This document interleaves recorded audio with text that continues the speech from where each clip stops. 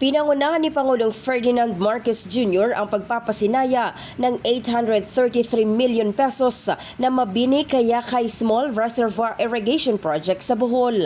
Ayon sa Pangulo, mahalaga ang naturang proyekto upang matiyak ang sapat na supply ng tubig para sa mga magsasaka sa harap ng banta ng El Nino at climate change.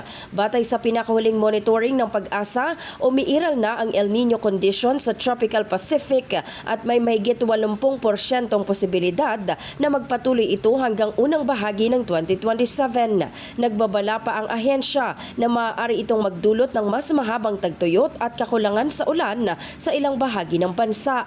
Ayon sa ating datos, malaki ang posibilidad na makakaranas ang bansa ng matinding El Nino na maaring tumagal hanggang sa susunod pa na taon, 2027. Kaya't sa ilalim ng administrasyon, ating itinaguyod ang mga SRP, mga small irrigation project na ganito, kabilang nito, sa Mabini Kayakay, upang mapataas ang kita ng ating mga magsasaka at maging mas matatag naman ang labuan sa sakuna.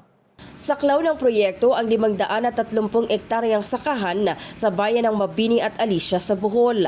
Mahigit 700 magsasaka naman ang direktang makikinabang sa pasilidad na inaasahang magbibigay ng mas maaasahang supply ng tubig para sa kanilang mga pananim.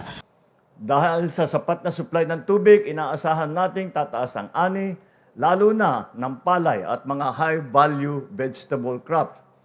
Dagdag pa dyan, mula sa 2 beses sa isang taon na pagtatanim, pwede nang magtanim na ang ating mga magsasaka ng 3 planting sa isang taon.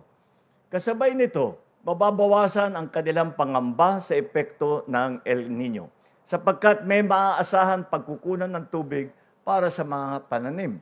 Bukod sa pagpapalawak ng irrigation infrastructure, pinayuhan din ng Pangulo ang mga magsasaka na magtanim ng mga high-value crops at gumamit ng makabagong paraan sa pagsasaka.